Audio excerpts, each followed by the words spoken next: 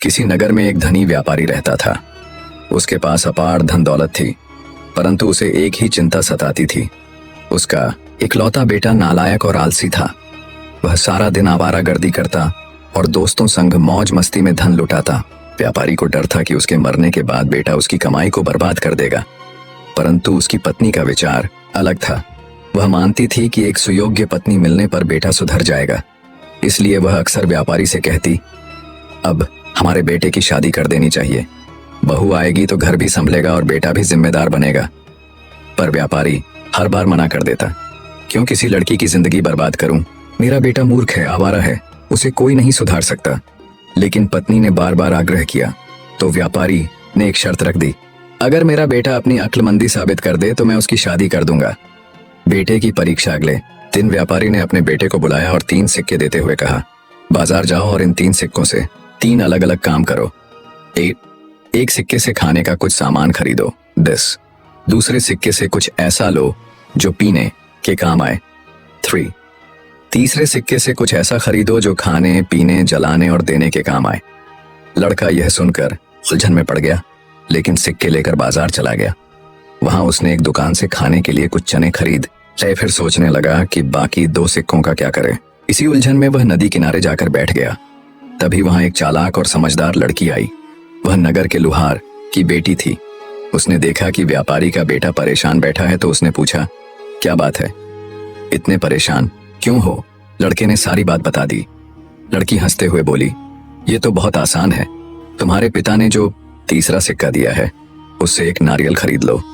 नारियल का पानी पीने के काम आएगा, गूदा खाने के काम आएगा, छिलका जलाने के काम आएगा और उसका बचा हुआ हिस्सा किसी को दान में दिया जा सकता है। लड़के को लड़की की बुद्धिमानी पर अचंभा हुआ। उसने तुरंत बाजार जाकर एक नारियल खरीदा और घर आकर अपने पिता को दिखाया।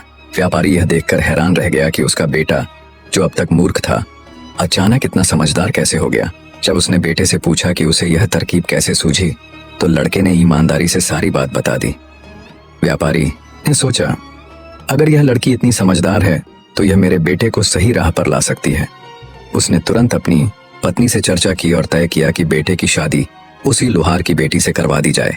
अगला कदम, व्यापारी शादी का प्रस्ताव लेकर लुहार के घर पहुंचा, लेकिन वहां न लुहार था और न ही उसकी पत्नी, सिर्फ उनकी बेटी अकेली घर में थी।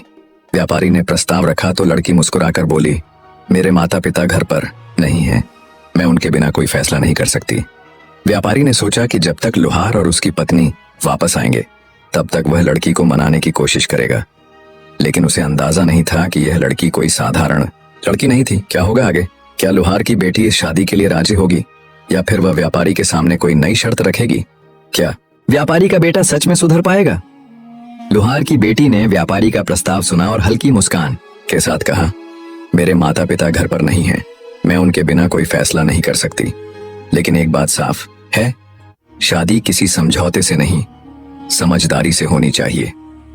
अगर आपका बेटा मुझसे शादी करना चाहता है तो उसे मेरी एक परीक्षा पास करनी होगी। व्यापारी को यह सुनकर आश्चर्य हुआ। उसने पूछा, कैसी परीक्षा? लड़की बोली, 3 दिनों के भीतर आपका बेटा मुझे यह साबित करके दिखाए कि वह सच में बदल गया है। अगर वह सफल रहा तो मैं शादी के लिए तैयार हो जाऊंगी, लेकिन अगर असफल रहा तो आप दोबारा यह प्रस्ताव लेकर नहीं आएंगे। व्यापारी को लड़की की यह शर्त अजीब लगी, लेकिन उसने हामी भर दी। पहला दिन मेहनत का सबका व्यापारी ने अपने बेटे को बुलाया और कहा, अगर तुम इस लड़की से शादी करना चाहते हो तो तुम्हें उसकी परीक्षा पास करनी होगी। आज तुम्हें बिना किसी मदद के अपने दम पर पैसे कमाने होंगे। लड़का चौंक गया। वह तो अब तक अपने पिता के धन पर ऐश करता आया था। मेहनत करना उसे पसंद नहीं था, लेकिन मजबूरी में वह काम की तलाश में निकल पड़ा। बाजार में घूमते हुए उसे एक किसान मिला जिसने कहा, अगर तुम मेरा खेत जोतने में मदद कर दो तो मैं तुम्हें एक चांदी का सिक्का दूंगा। लड़का पहले तो झिझका, लेकिन फिर लालच में खेत जोतने लगा। 2 घंटे बाद ही उसकी हालत खराब हो गई। सूरज की तपिश, पसीना और थकान ने उसे बेहाल कर दिया, लेकिन उसने जैसे तैसे काम पूरा किया और चांदी का सिक्का कमाया। शाम को वह लुहार की बेटी के पास पहुंचा और कहा, देखो, मैंने मेहनत करके खुद पैसे कमाए हैं, अब तो मैं परीक्षा में पास हो गया। लड़की मुस्कुराई और बोली, कमाना आसान है, लेकिन उसे सही जगह खर्च करना और बचाना मुश्किल है। असली परीक्षा अभी बाकी है। दूसरा दिन बुद्धि का इम्तिहान अगले दिन लड़की ने कहा, आज तुम्हें अपनी अक्लमंदी साबित करनी होगी। मैं तुम्हें 3 चीजें दूंगी और तुम्हें यह बताना होगा कि इनमें सबसे कीमती चीज कौन सी है और क्यों। लड़के ने उत्सुकता से पूछा, क्या चीजें हैं? लड़की ने उसे एक हीरा, एक रोटी और एक किताब दी और पूछा, इनमें से सबसे कीमती क्या है? लड़के ने बिना सोचे समझे जवाब दिया, हीरा सबसे कीमती है। लड़की मुस्कुराई और बोली, अगर तुम किसी रेगिस्तान में होते जहां पानी और खाना ना मिलता, तब भी क्या हीरा सबसे कीमती होता? लड़का चुप हो गया। लड़की ने कहा, रोटी पेट भरती है, लेकिन यह सिर्फ एक समय का सहारा है। हीरा बहुमूल्य है, लेकिन इसकी कीमत तभी है जब इसे बेचने के लिए कोई हो। लेकिन किताब ज्ञान देती है जो जीवन भर तुम्हारे साथ रहेगा। लड़का समझ गया कि असली कीमती चीज दौलत नहीं बल्कि ज्ञान है। तीसरा दिन, धैर्य और सहनशीलता। तीसरे दिन लड़की ने एक और चुनौती दी। उसने लड़के से कहा, आज तुम्हें धैर्य की परीक्षा देनी होगी। मैं तुम्हें 3 बार अपमानित करूंगी। अगर तुम बिना गुस्सा किए इसे सहन कर लोगे तो मैं मान जाऊंगी कि तुम सच में बदल चुके हो। पहली बार लड़की ने लड़के को एक गिलास पानी लाने को कहा। जब वह पानी लाया तो लड़की ने जानबूझकर गिलास गिरा दिया और हंसते हुए कहा, अरे तुम तो इतने बेकार हो कि ठीक से पानी भी नहीं ला सकते। लड़का गुस्से से तिलमिला उठा, लेकिन खुद को काबू में रखा। दूसरी बार लड़की ने उसके कपड़ों का मजाक उड़ाया। इतने अमीर बाप का बेटा होकर भी कपड़े गंदे पहने हो, लगता है तुम्हें सफाई पसंद नहीं। लड़के का चेहरा गुस्से से लाल हो गया, लेकिन उसने कुछ नहीं कहा। तीसरी बार लड़की ने उसकी मेहनत का अपमान किया। कल तुमने खेत में मेहनत की थी ना, लेकिन क्या फायदा, तुमसे अच्छा तो एक बैल भी हल जोत सकता है। अब लड़के का धैर्य टूटने को था, लेकिन उसने गहरी सांस ली और शांति से कहा, शायद तुम सही कह रही हो। मैं अभी परिपक्व नहीं हूं, लेकिन मैं सीख रहा हूं। अब मुझे एहसास हो गया है कि धैर्य और समझदारी ही असली ताकत है। लड़की ने मुस्कुराते हुए उसकी आंखों में देखा और कहा, अब तुम शादी के लायक हो चुके हो। मैं तैयार हूं। क्या यह सचमुच एक नई शुरुआत होगी?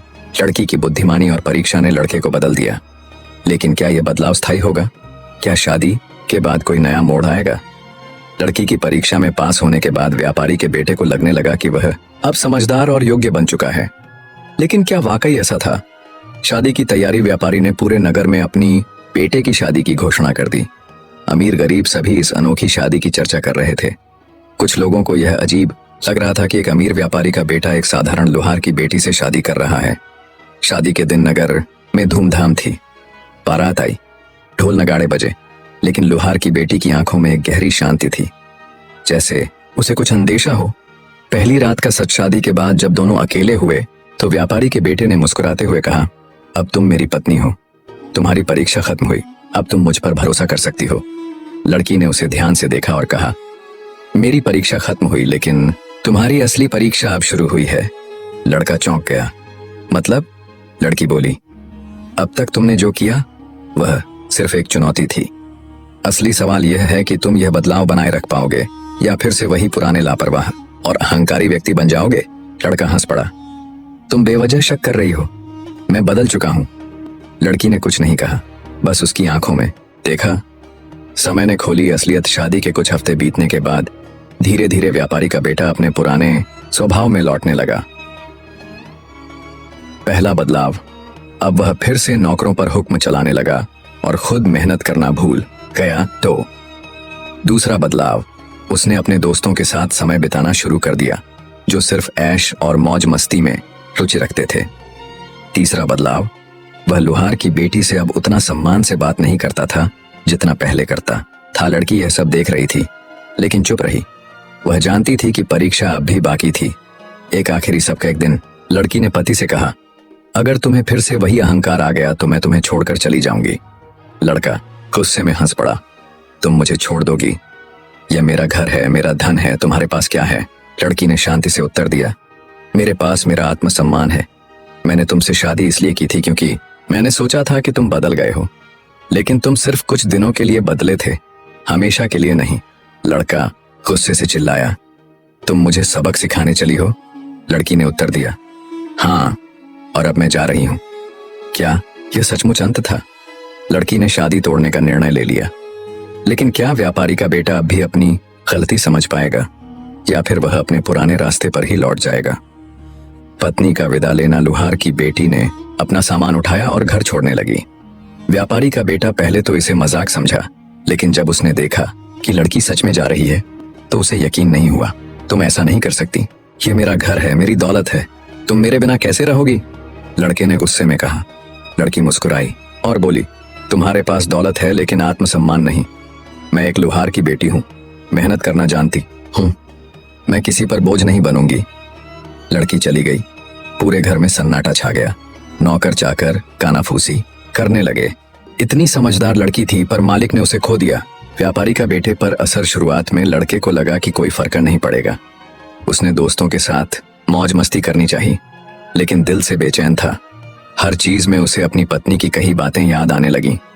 जब उसने नौकरों पर गुस्सा किया तो याद आया कि उसकी पत्नी कहती थी, सम्मान देने से ही सम्मान मिलता है।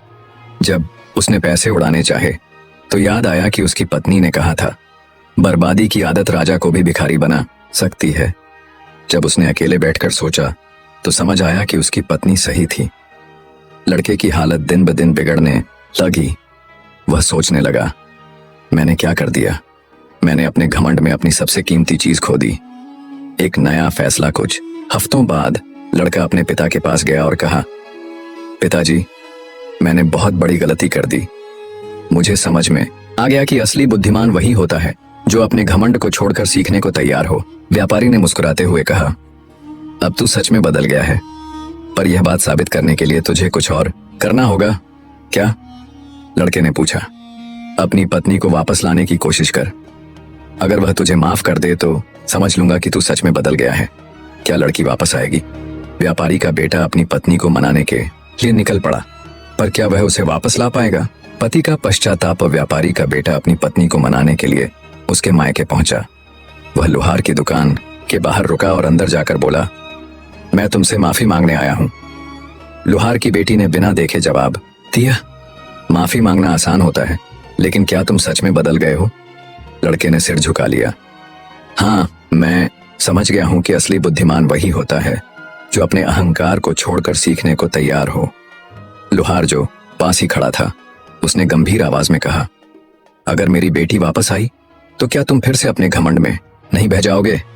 लड़के ने तुरंत जवाब दिया, नहीं, मैंने सबक सीख लिया है। अब मैं समझ गया हूं कि धन से ज्यादा कीमती चीज समझदारी और सम्मान है। तो यह साबित करो, लड़की ने कहा।